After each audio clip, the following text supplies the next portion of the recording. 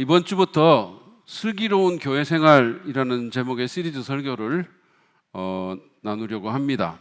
이 슬기로운 의사생활이라는 그 드라마 이후에 그 제목을 패러디한 수많은 것들이 나왔잖아요.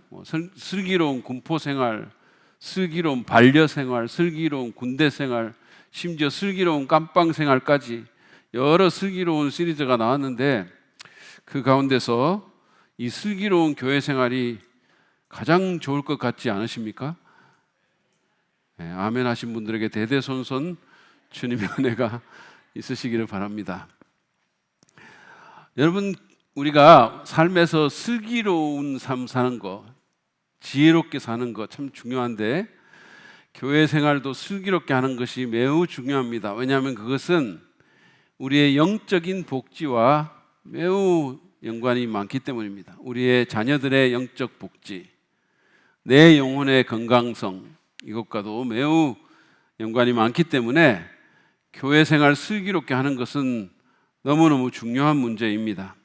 여러분은 어떠신가요? 여러분은 슬기로운 교회 생활을 하고 있다라고 생각하십니까? 교회에 온 한 가족의 이야기입니다. 예배에 한 가족이 참석하고 또 식당에 가서 식사까지 잘 한 후에 집으로 돌아가는데 차 안에서 자녀들의 불평이 터져 나왔습니다.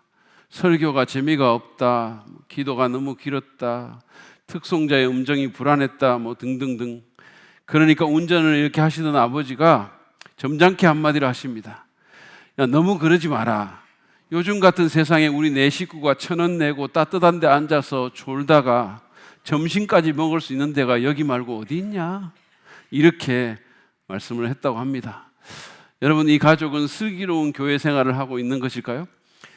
오늘 슬기로운 교회 생활 첫 번째 시간에 저는 가치 알기라는 주제로 교회의 가치에 대한 얘기를 나누려고 합니다.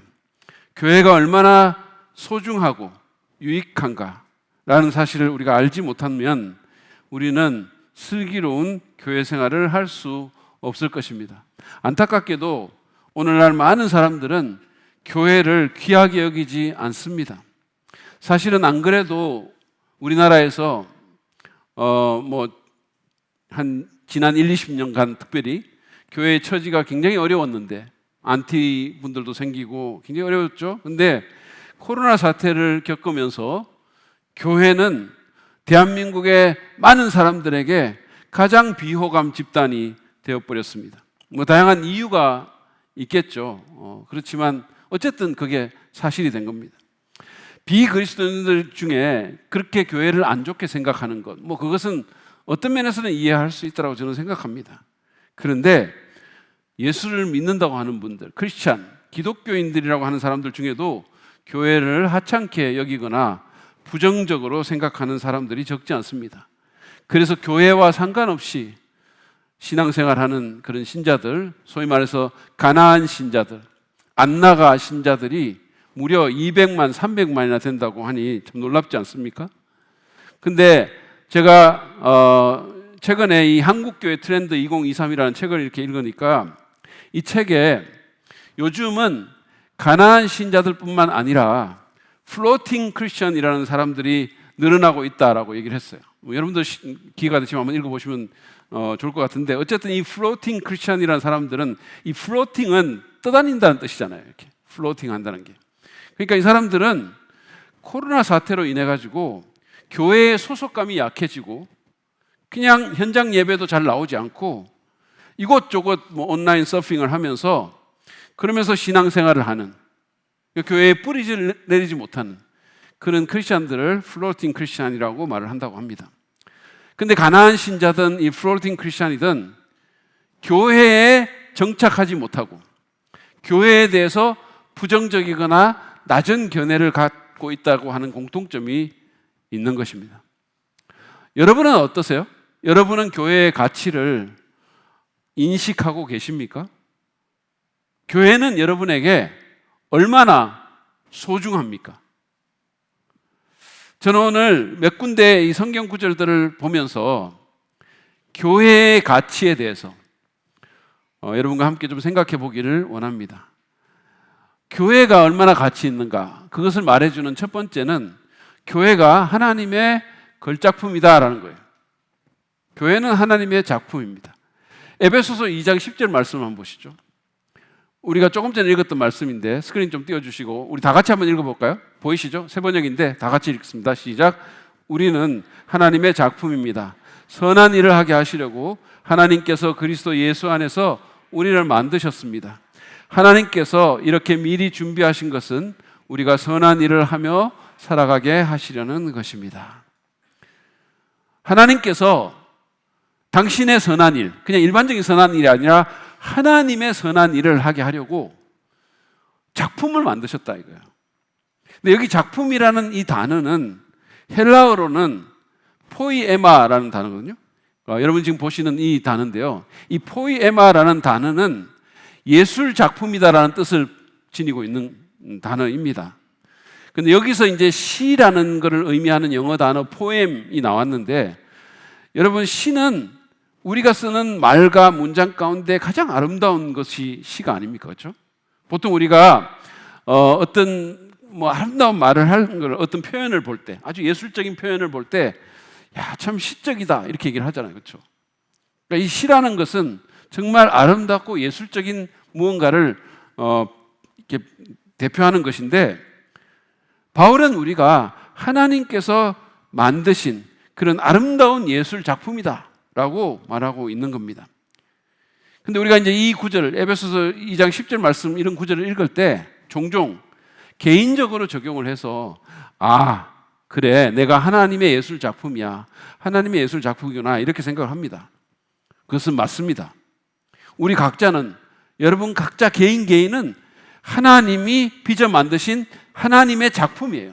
그 누구하고도 같지 않은 유니크한 독특한 매력을 지닌 하나님의 작품 맞습니다. 우리는 똑같이 그냥 만들어져 가지고 무더기로 그냥 쌓여 있다가 돈을 넣으면 나오는 그런 상품이 아닙니다. 어떤 사람이 일본에 가니까는요, 자판기가 너무 많은 거예요. 온갖 종류의 자판기가 마을마다 도시마다 다 자판기가 있어요. 그래서 이유가 참 궁금했는데, 여행 가이드가 일본은 자판기가 많을 수밖에 없는 나라라고 하면서 영어로 일본을 말을 할 때 JAPAN, 자판이라는 거죠. 네, 웃으세요. 웃으면 복이 옵니다. 어쨌든 간에 그래서 한바탕 웃었다는 얘기를 제가 들었는데, 어쨌든 간에 우리 각자는 자판기에서 나오는 그런 상품이 아니다 이거예요. 우리는 하나님의 작품입니다. 그런데 에베소서 2장 10절의 이 말씀은 이처럼 개인적으로 적용이 되지만, 그러나 1차적으로는 공동체에 하신 말씀입니다. 우리는 이라는 표현을 썼잖아요. 우리가 하나님의 작품이다 이랬잖아요. 복수를 썼잖아요. 우리가 누굽니까 그러면? 바로 에베소 교회와 그 교회를 개척한 사도 바울인 겁니다. 다시 말하면 그 교회의 목사와 성도들이라는 뜻이에요. 한마디로 여기서의 우리는 에베소 교회라고 말할 수 있는 거죠. 여러분, 교회가 건물이 아닌 것은 잘 아시죠? 대사랑 믿는 교회의 성도라면 그 정도는 아실 거라고 생각합니다. 교회는 건물이나 제도가 아니라 사람들입니다. 십자가에 달려서 우리 죄를 위해서 죽으셨다가 부활하신 그 예수님을 믿고 구원받아서 하나님의 백성이 된 신자들의 모임이 바로 교회입니다. 그래서 신약 성경에 교회 간다라는 표현이 없는 거예요. 우리가 교회인데 어딜 갑니까? 성경 찾아보세요. 교회 간다는 표현이 있는가? 우리가 교회예요. 사람이 교회인 거예요. 바울은 지금 그 사람들, 그 에베소 교회가 바로 하나님의 작품이다라고 말하고 있는 거예요. 그렇습니다. 교회가 하나님의 작품입니다. 선한 일을 위하여 하나님께서 친히 그리스도 예수 안에서 그 예수의 핏값을 들여 만드신 작품이라는 거예요. 그러니 교회가 얼마나 소중합니까? 교회 그 자체보다 그 작품을 만드신 분 때문에 교회의 가치가 무한정이 된다는 거예요. 하나님의 스탬프가 찍힌 그것 때문에 교회가 가치가 있게 된다는 거예요. 저는 미국에서 제가 유학생활을 할 때 워싱턴에 있는 스미소니언 그 박물관이 엄청나게 큰 단지가 있거든요. 그 가운데 스미소니언 갤러리가 있어요. 그 갤러리에 가본 적이 있습니다. 엄청나게 큰 미술관이에요. 수많은 걸작품들이 거기 있습니다. 저는 루브르 박물관에도 가서 작품들을 봤어요. 거기서 무슨 르누아르라든지 렘브란트라든지 고호, 고갱, 다빈치, 피카소 같은 세계적인 정말 화가들의 작품을 봤어요. 저는 미술의 문외한이기 때문에 뭐 어떤 것들은 정말 제가 봐도 참 아름다웠고 웅장했고 막 뭔가 이렇게 분위기가 있었는데, 어떤 것들은 별로 아름다워 보이지 않았고 뭐를 말하려고 하는지 잘 모르겠고 정말 이해하기가 힘이 들었어요. 무슨 피카소나 윌렘 쿠넨 같은 사람들, 무슨 현대 화가의 작품들 보면 그냥 뭐 삐뚤삐뚤하고 뭐 헝칠해놓은 것 같고 경상도 말로 호작질한 것 같은 그런 생각이 든 거예요. 이런 그림들 한번 보세요. 이런 거, 이거 뭐 이런 거. 근데 이거를 보면 제가 이렇게 보면서 아니, 이런 거는 내가 그려도 그리겠다, 이런 생각이 들기도 한 거예요. 근데 여러분, 이런 그림들의 가격이 얼마나 되는지 아세요? 맨 마지막에 여러분 본 그 그림은요, 무려 1,500억이 넘어요. 내가 이럴 줄 알았다니까. 뭐 여러분들은 뭐 1,500억 그거 그냥 별거 아니시잖아요, 그렇죠? 네. 여러분, 왜 이런 그림들이 이렇게 정말 가치가 있을까요?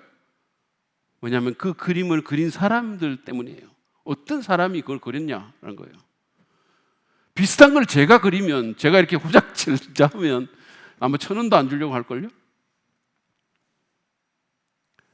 여러분, 제 포인트는 이거예요. 우리의 눈에 또는 사람들의 눈에 교회는 별로 가치 있는 작품처럼 안 보일 수 있어요. 사실 뭐 우리는 별거 아니잖아요. 저는 특히 여러분은 아니라도 저는 진짜 별거 아니거든요. 근데 뭐 별거 아닌 것처럼 보일 수 있어요. 근데 그것은 온 우주에서 가장 존귀하고 아름다운 존재이신 하나님의 혼이 들어가 있는 작품이라는 거예요. 그분의 머리에서 나왔고 그분이 그분의 인장 도장을 찍은 작품이라는 겁니다. 그것도 그리스도의 목숨값을 들여서 만드신 작품입니다. 그것보다 더 큰 값이 어디 있습니까? 여러분, 우리를 포함해서 그 누구도 교회의 가치를 인정하지 않는다 할지라도 하나님은 적어도 교회를 그 무엇보다 소중히 여기실 것입니다. 왜냐하면 그것은 하나님 당신이 심혈을 기울여서 만드신 작품이기 때문입니다. 그것도 자기 아들의 피값을 지불하고 만드신 작품이기 때문이에요. 그러므로 우리는 이 교회를 함부로 여겨서는 안 되는 겁니다. 여러분, 걸작품에 막 이렇게 해를 끼친 사람들 있잖아요. 그럼 페인트 그냥 쏟아버리고 이런 사람들 얼마나 국제적으로 비난받습니까?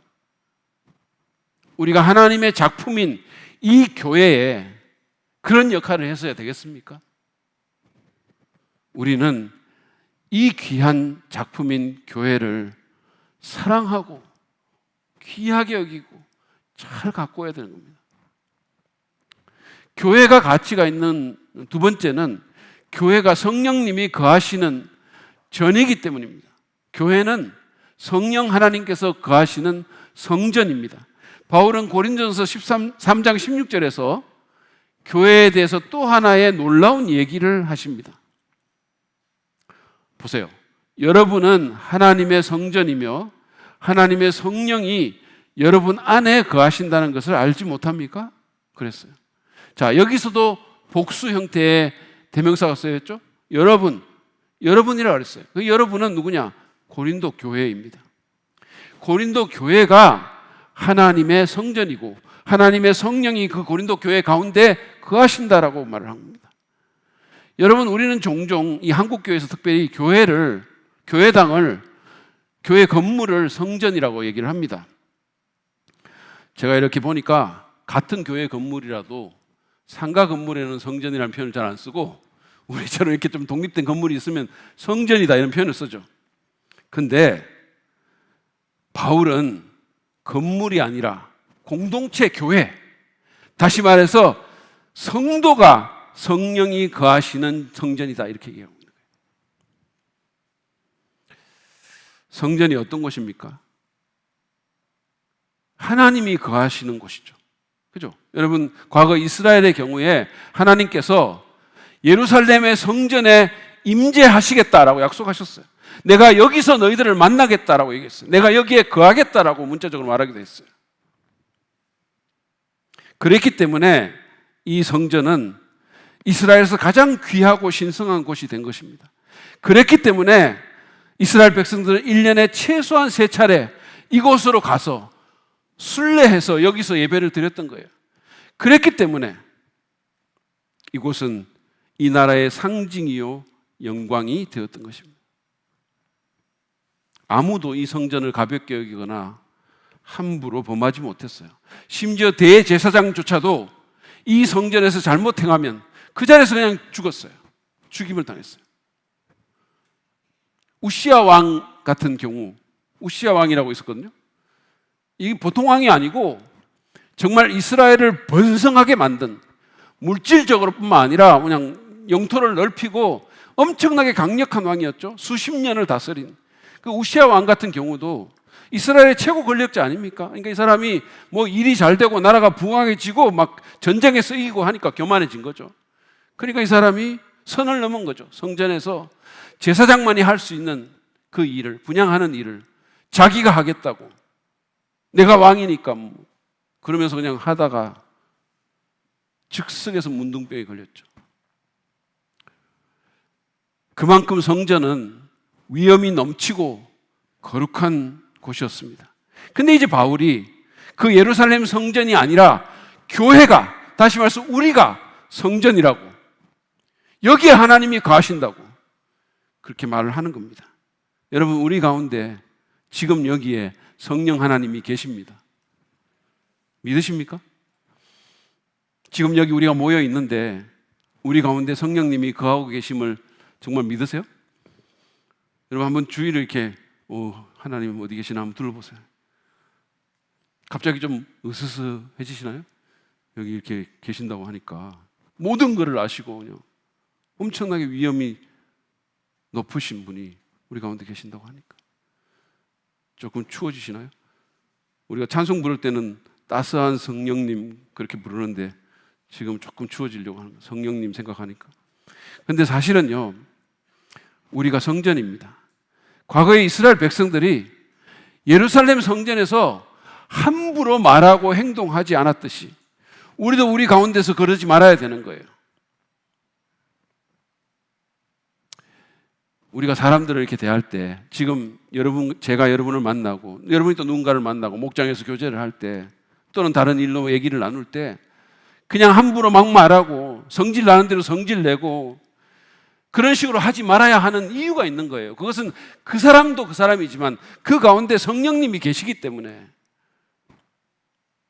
그분을 의식하면서 우리가 살아야 되는 거예요.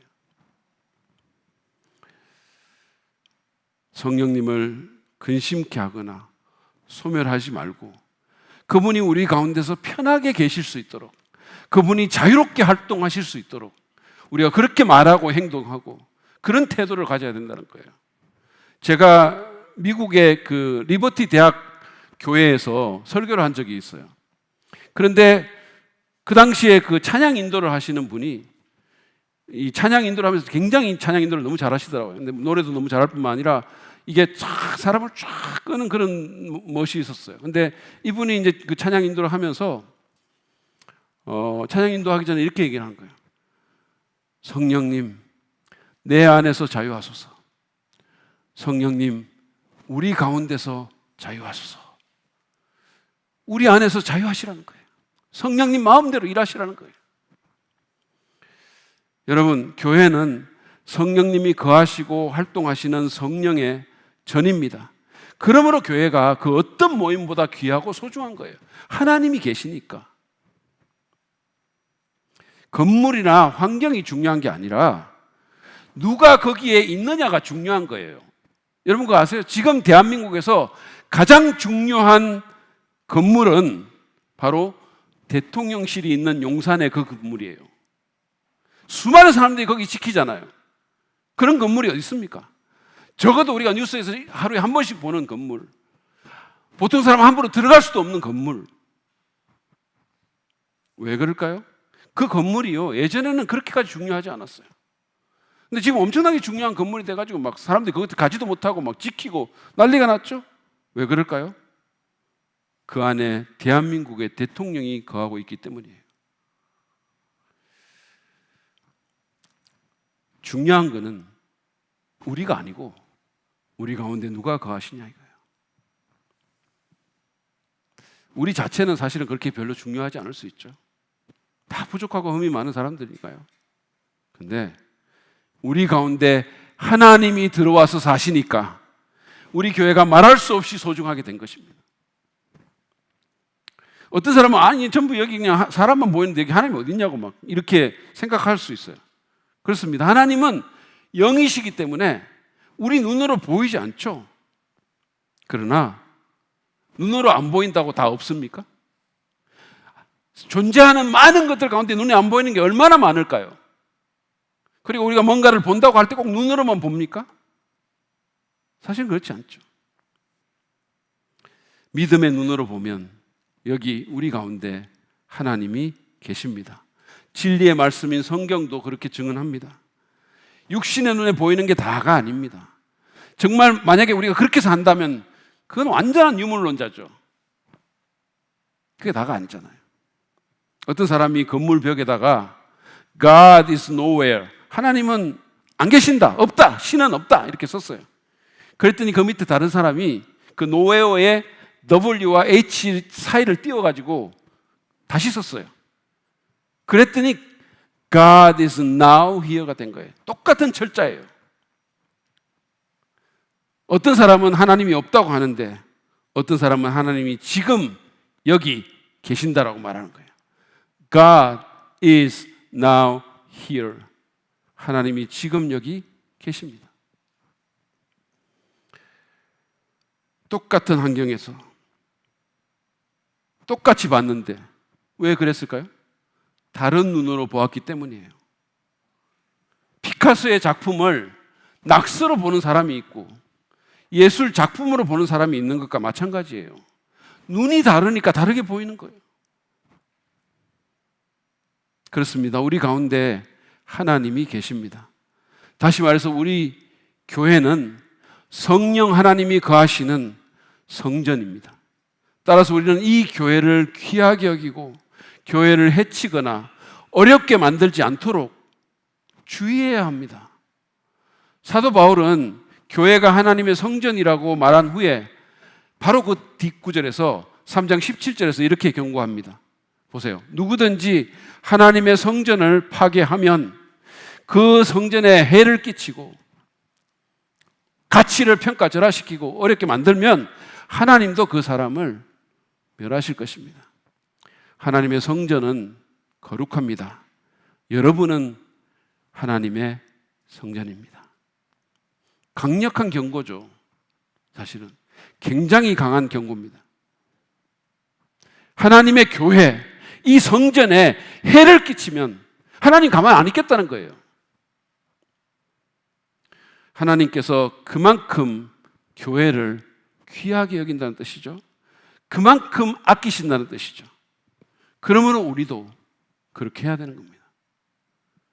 마지막으로 교회의 가치를 보여주는 또 다른 것은 교회가 하나님 나라의 사명을 이루는 가장 강력한 도구이기 때문입니다. 세상에서 가장 중요한 사람들의 영혼을 구원하는, 그래서 온 세상 사람들에게 나가서 복음을 전하는 이 귀한 사명을 이루는 하나님의 비밀 병기가 바로 교회라는 거예요. 여러분, 하나님은 다른 곳이 아닌 교회에 당신의 사명을 맡기셨습니다. 마태복음 28장 18절부터 20절 말씀을 보시죠. 예수께서 다가와서 그들에게 말씀하셨다. 나는 하늘과 땅의 모든 권세를 받았다. 그러므로 너희는 가서 모든 민족을 제자로 삼아서 아버지와 아들과 성령의 이름으로 침례를 주고 내가 너에게 명령한 모든 것을 그들에게 가르쳐 지키게 하리라. 보아라, 내가 세상 끝날까지 항상 너희와 함께 있을 것이다. 주님께서 이 지상 사명을 위임하신 이 시점이 언제냐면요, 예수님께서 십자가에 달리셨다가 부활하신 후에 그분의 본향이신 하늘나라로 돌아가시기 전입니다. 이제 당신이 그토록 사랑하는 하나님 아버지께로 가시기 전에 예수님은 이 세상의 모든 민족들, 모든 나라들에 나가서 복음을 전해 제자로 삼는 세계 복음화의 그 엄청난 위대한 미션을 이 제자들에게 맡긴 거예요. 의탁하신 겁니다. 그 말은 교회에 이 사명을 맡겼다는 뜻이에요. 왜냐하면 이 사람들이 나중에 곧 있게 될 예루살렘 교회의 핵심 리더들이기 때문이에요. 여러분, 주님은 어떤 강력한 나라나 아니면 세계적인 네트워크를 가진 대규모 단체나 실력 있는 사람들로 득실되는 어떤 명문대학의 연구소나 싱크탱크 같은데 이 사명을 맡긴 게 아니에요. 평범보다 못한 사람들로 구성된 정말 허접한 교회, 돈도 건물도 자원도 자격도 없는 신생 교회에 세계 복음화에 큰 사명을 맡긴 거예요. 야, 가서 세계를 복음화해라. 세계가 뭔지도 모르는 사람들한테, 세계에 나가본 적도 없는 사람들한테. 놀라운 힘이죠, 사실은. 어떻게 이렇게 큰 일을 이런 사람들에게 맡깁니까? 이거는 마치 제가 박수정 사모님 같은 운전자에게 우리 자녀들을 공항에서 픽업 좀 해달라고 라이드를 부탁하는 것과 같은 거예요. 물론 저는 절대로 그렇게 하지 않습니다.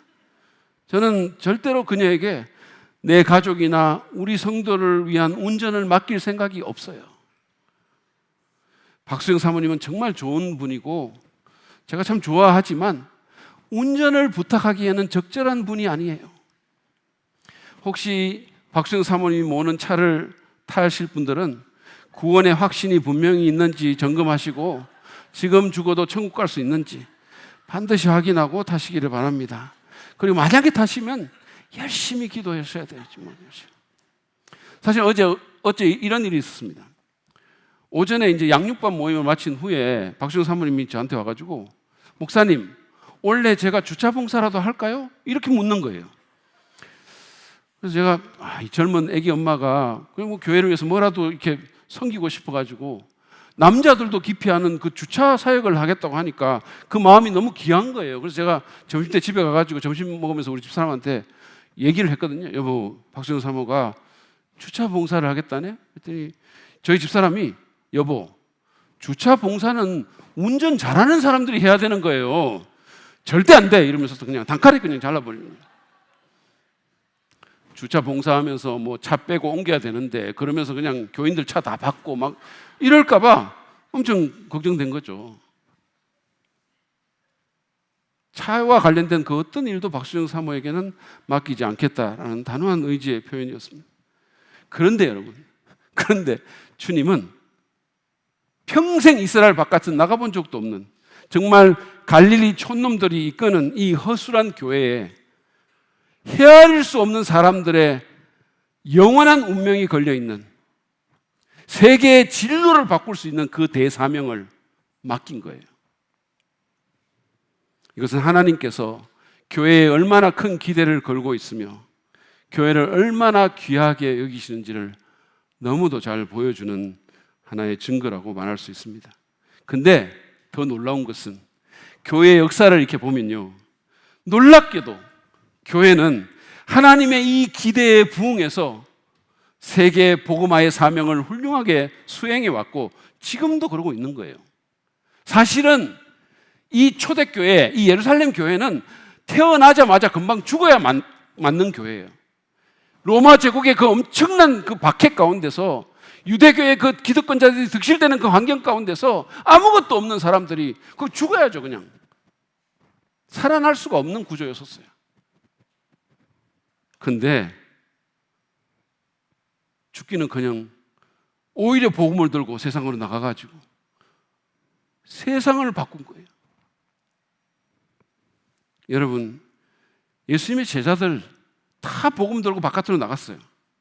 이를테면 베드로는 로마에, 안드레는 그리스에, 다데오는 메소포타미아에, 빌립은 터키에, 시몬은 페르시아에 도마는 태국과 인도에, 야고보는 이집트에, 마띠아는 아르메니아에 나가서 복음을 전했어요. 그리고 사도 요한을 제외한 나머지 11제자는 모두 다 그 복음 전하다가 죽었어요. 그것도 톱에 썰려서 죽고, 돌에 맞아서 죽고, 십자가에 거꾸로 달려서 죽고, 도끼로 찍혀서 죽고, 목숨을 건 헌신을 한 것입니다. 예루살렘 교회도 박해로 흩어진 후에 안디옥 교회라는 교회를 시리아에 개척한 거죠. 이 교회가 세계 선교의 모판이 됩니다.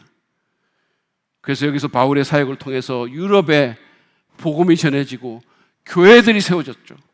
그리고 3세기 만에 그 당시에 세계를 호령하던 로마 제국을 뒤집어 엎는 그런 일들이 벌어진 겁니다. 불가능한 일이 일어난 거예요. 있을 수 없는 일이 일어난 거죠. 그리고 그 이후로도 교회는 당시에 야만인으로 치부되던 게르만족들, 그리고 영국에 있는 무슨 켈트족 같은 사람들, 아시아, 미국, 그리고 한국까지 복음을 전해서 지금 여기에 우리가 앉아 있는 거예요. 그러니 교회가 얼마나 귀합니까? 한 지역 교회가 한 나라의 운명을 바꿀 수 있는 거예요. 문자적으로. 여러분 한번 생각해 보세요. 아펜젤러를 파송한 한 교회, 한 지역 교회예요. 언더우드를 파송한 한 교회, 그 지역 교회가 우리나라에 어떤 영향을 미쳤습니까? 대한민국의 복음의 씨앗을 뿌려서 수많은 사람들이 구원받고 앞으로 수많은 교회들이 세워지는 건 말할 것도 없거니와 학교와 병원을 세우고 민족의 지도자를 키움으로써 대한민국의 근대화에 지대한 영향을 미친 거예요. 한 교회가. 사실은 우리나라에만 그런 일이 있는 게 아닙니다. 영국의 복음주의적인 교회는 크리스천 정치가인 윌버포스와 손을 잡고 노예 해방이라는 위대한 업적을 이루어내기도 했고, 제가 리셋 책에도 썼듯이 동독의 한 교회는 매주 진행되는 기도회를 통해서 베를린 장벽을 무너뜨리고 독일의 통일을 이루는 결정적인 요인으로 작용한 거예요. 하나님께 쓰임받은 거예요. 지금 물론 전쟁 가운데 있긴 하지만 우크라이나 같은 경우도 그 독재 체제를 무너뜨리고 그 나라의 민주화가 이루어진 것도 한 교회를 통해서 이루어진 거예요. 그 오렌지 혁명이 한 교회로부터 출발이 된 겁니다. 여러분, 교회가 부족하고 주님의 기준에 턱없이 못 미치고 개중에는 사실은 이름만 교회이거나 병들거나 건강하지 않은 교회가 있는 거 사실입니다. 그러나 그럼에도 불구하고 교회 같은 것은 세상에 없어요. 그런 것은 세상에 없어요. 교회의 그 어떤 단체도 2000년이 넘는 장구한 세월 동안 수많은 인종과 문화와 성별과 사회적 배경을 뛰어넘는 그런 사람들에게 복음을 전해서 사람들의 영원한 운명을 바꾸고 삶을 변화시키는 위대한 사명을 지속적으로 감당해온 단체는 없습니다. 그 어떤 단체도. 그것도 2000년 동안. 생각해 보십시오. 여러분, 교회가 없다면 우리는 어디서 진리의 말씀을 들을 수 있을까요? 어디서 복음을 들을 수 있을까요? 교회가 없다면 우리 자녀들은 어디서 예수님의 이야기를 정기적으로 들을 수 있을까요? 교회가 없다면 우리는 어디서 영혼이라든지 영적 건강이라든지 변화와 성숙이라든지 봉사와 나눔이라든지 가치관이라든지 인생의 의미와 같은 삶의 중요한 얘기를 서로 나누면서 고락을 함께하는 순수한 사람들을 만날 수 있을까요? 교회가 없다면 저 아마존 밀림이나 파푸아뉴기니에 사는 원주민들은 어떻게 그 끔찍한 미신과 영적 속박에서 벗어날 수 있을까요? 교회가 없다면 캄보디아나 태국이나 아이티의 가난한 아이들은 어디서 어떻게 소망을 발견할 수 있을까요? 어떻게 소망을 붙들 수 있을까요? 여러분, 우리가 혼자서, 그 사람이 아무리 능력이 있고 아무리 대단하다 하더라도 사람 혼자서 태국에 우리 교회 같은 교회를 세우고 그곳에 수많은 영혼들을 구원할 수 있습니까? 근데 교회는 하죠. 우리는 할 겁니다. 태국이 우리 교회로 말미암아 변화되는 꿈을 지금 꾸고 있는 거예요.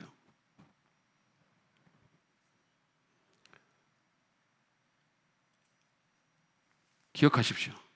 교회는 세상을 변화시키고 인류를 구원하려는 신적 미션을 위한 하나님의 최종 병기입니다.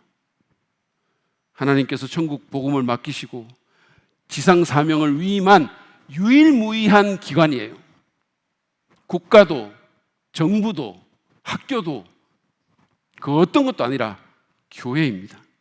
하나님은 그만큼 교회를 소중히 여기시고 교회는 그만큼 가치가 있는 것입니다.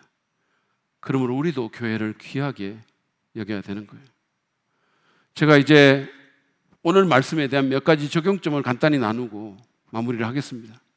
먼저 여러분 혹시 아직 교회에 속하지 않으셨다면, 교회의 뿌리를 내리지 않았다면 교회와 함께 하기로 결단하십시오.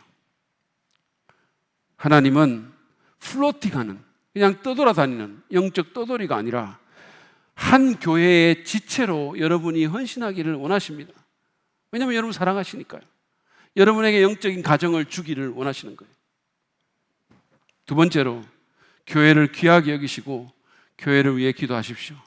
교회가 그만큼 가치 있는 거라면 우리가 교회 위해서 기도해야 되지 않겠습니까? 여러분, 모든 성도는 자기 교회를 위해서 기도해야 될 의무가 있는 거예요. 사랑 믿는 교회 성도들은 사랑 믿는 교회를 위해서 매일같이 기도해야 됩니다. 세 번째로 교회의 가치를 깎아내리는 언행을 주의합시다. 하나님이 자기 아들의 피값을 지불하고 심혈을 기울여 만든 이 작품, 이 교회에 내가 해를 끼치는 존재가 돼서 되겠습니까? 나 때문에 교회의 가치가 이렇게 다운그레이드 되는 이런 일이 있어서 되겠습니까? 그래서 우리가 말 하나 행동 하나 조심해야 되는 거예요. 그래서 우리가 이 지역사회에 나가서 뭘 사 먹거나 뭘 할 때도 언제나 의식해야 되는 거예요. 그래서 우리가 주차할 때도 조심해야 되는 거예요. 여러분, 사람들이 개인을 욕하지 않습니다. 교회를 욕하는 거예요. 여기서 어디 잘못 주차하고 자기네 주차장에 우리가 주차해버리고 자기 주차 못하게 하면 나중에 알아보세요. 사랑 믿는 교회를 욕하는 거예요. 그건 뭡니까? 우리가 욕먹는 게 아니고 하나님이 욕을 먹는 거예요. 네 번째로 교회에 대한 감사와 사랑의 마음을 키워 나갑시다. 교회가 이렇게 가치 있는 거라면 감사해야 되지 않겠습니까? 물론 부족한 것도 있겠죠. 그러나 하나님이 우리한테 주신 선물인데 감사하고 사랑하기 바랍니다. 그냥 교회 다니는 성도가 아니라 교회를 사랑하는 성도가 되시기를 축복합니다. 사랑하고 감사하는 사람은요, 그 마음에 행복이 있어요. 여러분 자신을 위해서라도 그렇게 하셔야 되는 거예요. 그 사랑을 표현하십시오. 그리고 자랑하십시오. 그리고 마지막으로 더 좋은 교회가 되도록 투자할 필요가 있습니다. 교회가 정말 이렇게 가치 있는 거라면 이 교회가 더 가치 있게 되기 위해서 투자할 필요가 있어요. 여러분의 물질과 재능과 시간과 열정을 투자하십시오. 그럴 만한 충분한 가치가 있어요. 저는 제가 목사라서 이런 말 드리는 게 아니고 저는 언제나 그런 생각을 해요. 한 사람이 이 땅에 태어나서 하나님의 교회를 위해서 자기 인생을 투자하는 것보다 더 나은 투자는 없다. 그것은 영원을 바꾸는 투자예요. 여러분이 영원토록 반대급부를 누릴 투자입니다. 우리 주님은 교회를 위해서 자신의 생명을 드리셨어요. 우리도 그래야 되지 않겠습니까? 지금은 특별히 우리가 2023년도에 봉사할 일꾼들을 모집하고 있어요. 차량 라이드라든지 주차 봉사, 한영 안내, 전도, 교회 청소, 식당 봉사, PPT, 중보기도, 아기 돌보미, 찬양팀, 새가족, 정말 많은 곳에 정말 많은 손길이 필요한 겁니다. 제발 박수정 사모님이 주차 봉사하지 않도록 다른 분들이 좀 뭔가를 해주세요. 여러분의 작은 섬김이 교회의 가치를 한층 더 업그레이드하게 만들 거예요. 제가 말씀을 맺습니다. 우리는 오늘 교회가 하나님의 걸작품이고 성령 하나님께서 거하시는 거룩한 전이며 하나님 나라의 사명을 이루는 강력한 도구로 쓰임받을 만큼 가치 있는 것임을 배웠습니다. 이런 교회를 우리에게 선물로 주신 하나님께 감사하며 나아갑시다. 이제 그 하나님을 찬양하며 나아가길 바랍니다.